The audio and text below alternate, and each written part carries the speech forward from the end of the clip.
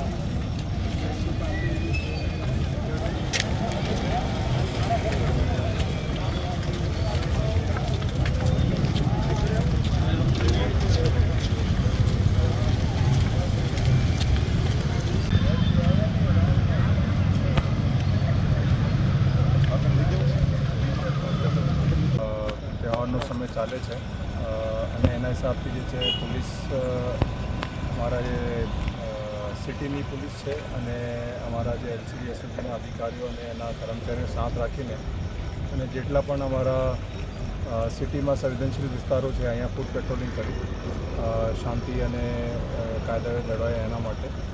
અને આવતા દિવસોમાં પણ અમારો એક ફોકસ જે રહે છે વિઝિબલ પોલીસિંગ, એટલે પોલીસની જે હાજરી છે મેક્સિમમ વધે અને એના હિસાબથી જે છે નાઇટમાં જે એક તો વધુમાં વધુ વાહન અને બાઇક પેટ્રોલિંગ અને સાંજે અને જે જ્યારે ભીડ વધારે હોય ત્યારે ફૂટ પેટ્રોલિંગ ઉપર મારો વધારો એક જે છે ફોકસ રહે છે અને એના હિસાબથી આવતા દિવસોમાં મારી પ્લાનિંગ રહેશે.